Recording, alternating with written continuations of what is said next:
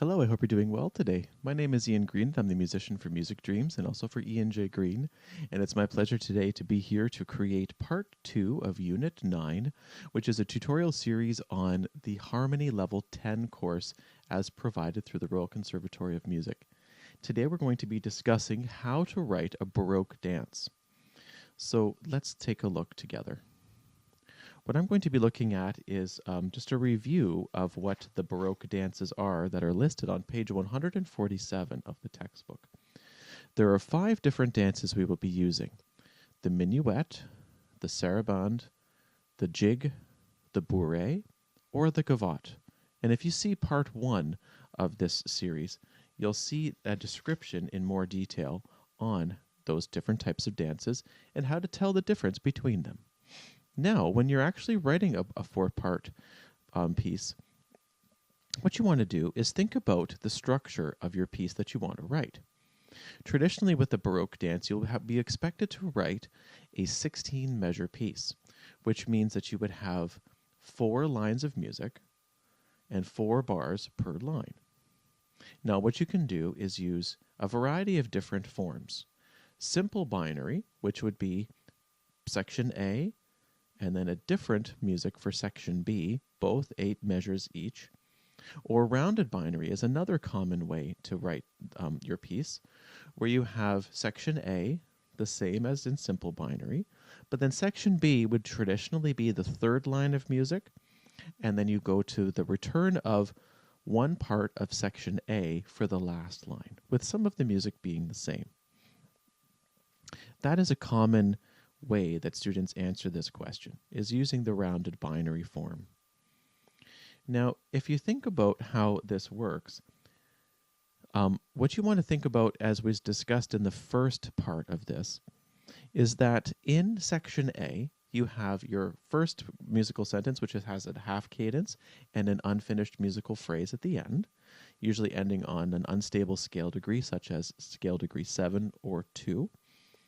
The second line, which would be the second part of section A, would include a complete musical sentence finishing on either scale degree 1 or 3 of the key you're in, and also you have an authentic cadence.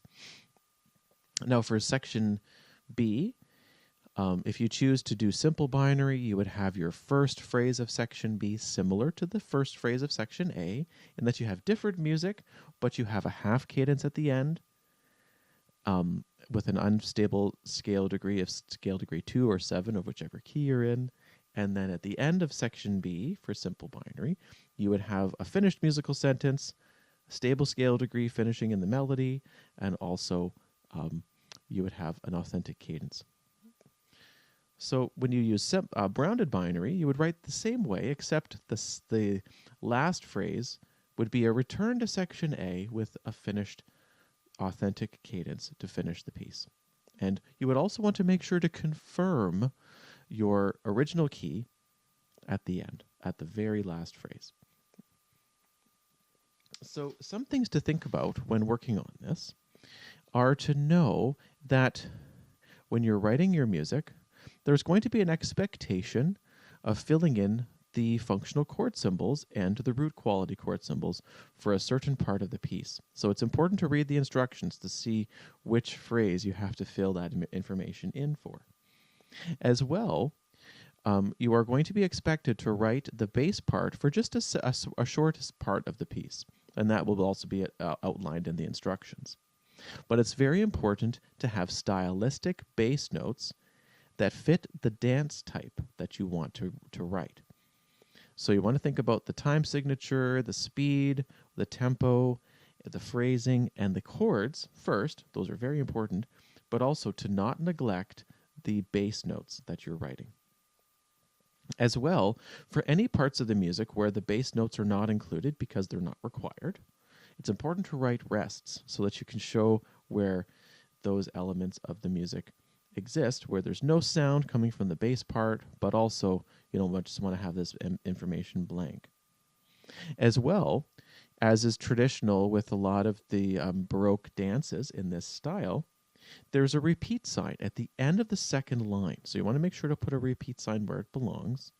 and also to have a repeat sign at the beginning of the first line, as is outlined here, and also a repeat sign at the end. These kinds of logistical things are just certain things that are expected and required.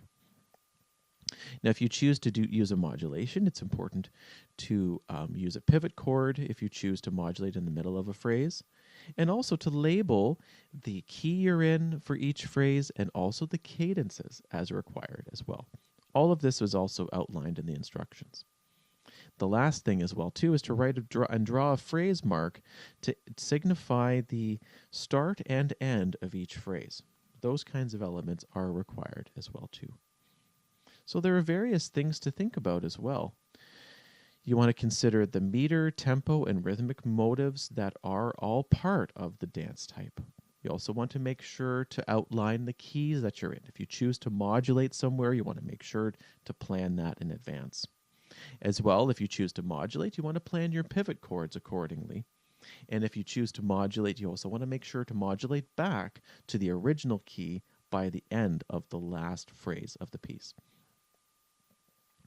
The final phrase also is important because you can use a similar music to the second line, or you can also write your completely different music if you wish.